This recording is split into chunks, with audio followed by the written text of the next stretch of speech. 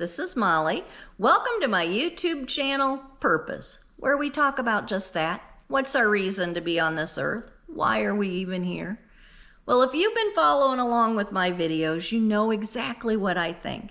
I think our only reason to be on this earth is to love God and get to know Him more and more every day, so that when hopefully we go to heaven someday, He's going to know us, we're going to know Him, we're going to hit the ground running. And I think our second purpose for being on this earth is to love each other. Not just our family and our friends, but everybody.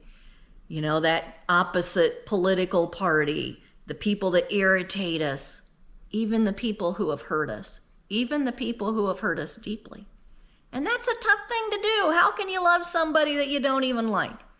Well, I'm not talking about the same kind of love that you have for your family and your friends. I'm talking about loving them spiritually. How do you love somebody spiritually? What the heck are you talking about, Molly? When you love somebody spiritually, you pray for them. That's all.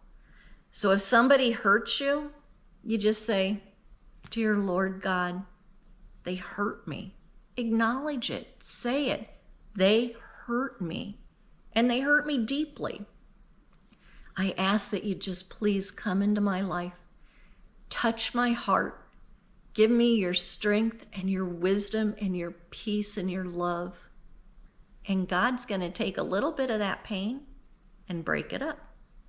And then if you can say, I pray for whoever it was that hurt you, that you will touch their heart and give them your peace and your love and your wisdom. Then He's going to take another piece and break it up. And by praying for them and praying that God will help them, you're getting yourself closer to God. You're learning more about God. And that's the whole point. That's the whole reason to be here, to love God. And He's going to help us with our pain. Sometimes that hurt might be so deep you can't even say that. Then you just ask God for the desire to pray for them. And He will. He'll give you such peace in your life. And it's not saying you forgive the person or anything like that. It's just asking for peace in your life. Hope that makes sense. We'll talk about that more next time because I think that's important. But for this time, we're going to pick up where we left off with Abraham and Sarah in Genesis chapter 18, verse 9. So you remember last time Abraham was talking to those three mysterious men who were angels come down from heaven. It could have been that they were God, Jesus, and the Holy Spirit. I don't know. The Bible's a little vague here. Sometimes it calls them angels. Sometimes it calls them God. It doesn't matter. They are heavenly beings, whether it's God or whether they're angels. And Abraham recognized that because he's working every day to get closer to God.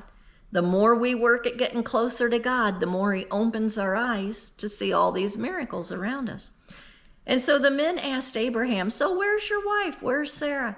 And he said, "Oh yeah, she's back in the tent." And they said, "Well, you tell Sarah, when we come back here in the spring, she's going to have a baby. And it's going to be a son." Well, that is all Sarah and Abraham have wanted, was a son. It's what they've been praying on their whole lives, that they can have a son. But Sarah is way past menopause, and she has lost hope in this dream. She has lost hope that God's going to give her a son. And she was doing exactly what I would be doing. If there's three angels out there talking to my husband in the front yard, I'm going to be listening at the door. And that's what Sarah was doing. She was listening and watching. What are they talking about? And she heard him say she was going to have a baby in the spring. And she just busted up laughing because that was the craziest thing she's ever heard of. And they called her on it. They said to Abraham, "Why is she laughing?" I don't know why they were talking to Abraham and not her. Maybe it was the customs of the time. I don't know. And Abraham was probably like, "I don't know why she's laughing." And they said, "She will have a son in the spring. And we're not kidding around here." And then Sarah said exactly what I would say. She said, "I wasn't laughing." She lied because she was scared. She didn't want to get in trouble. And they called her on that. And they said, "Oh, but you did laugh."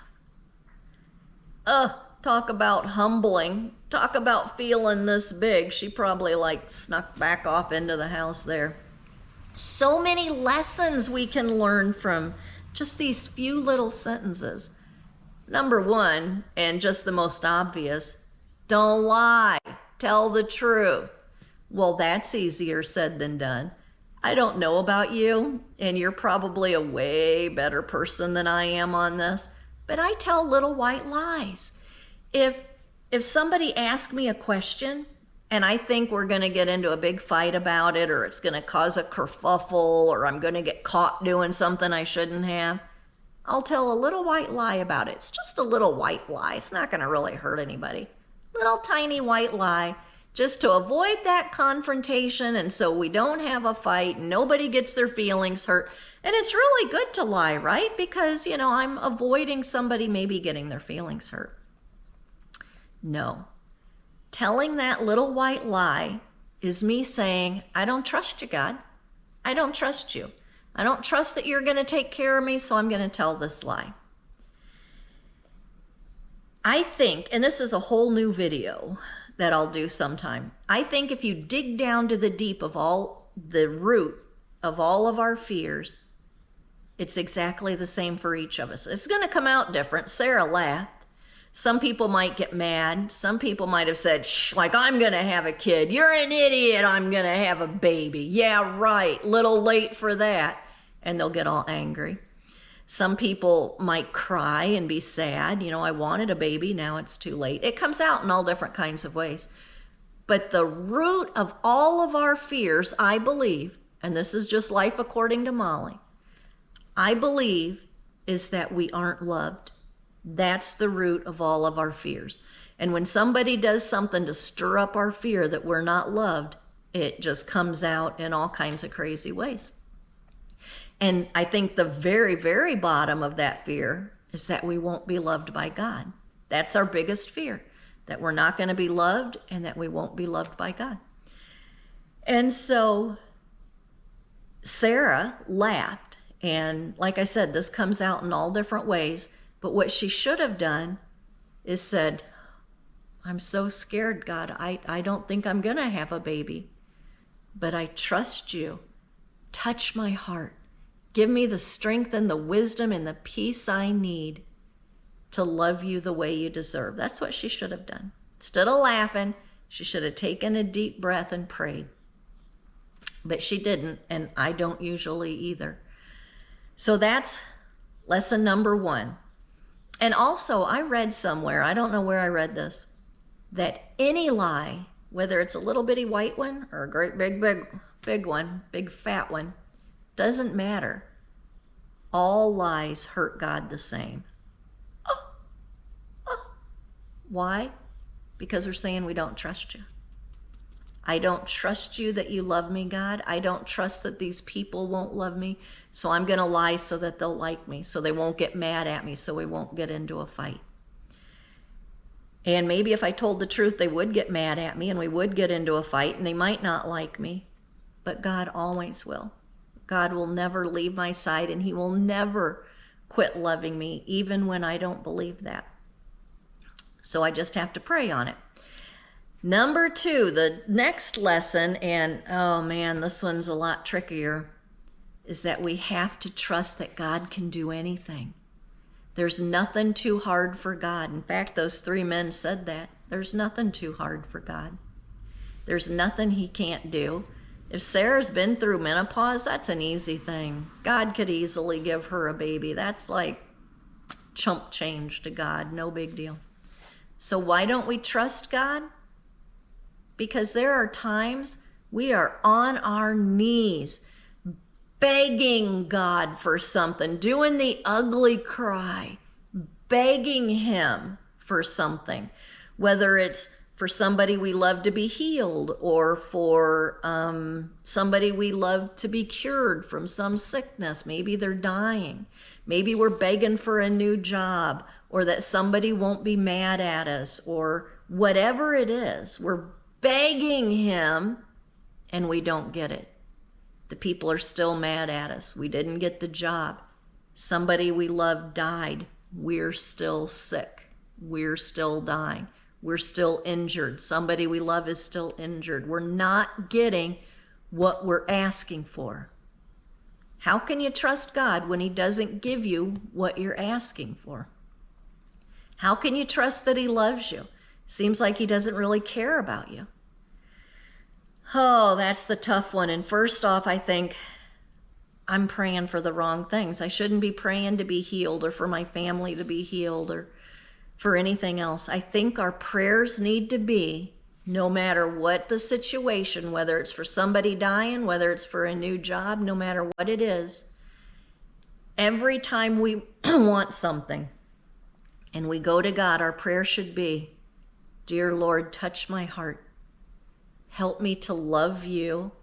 Help me to have your peace and your wisdom and your strength, and let me understand this situation better so I can love you more." And we need to pray for other people. Maybe somebody you love sick. Dear Lord, touch their heart.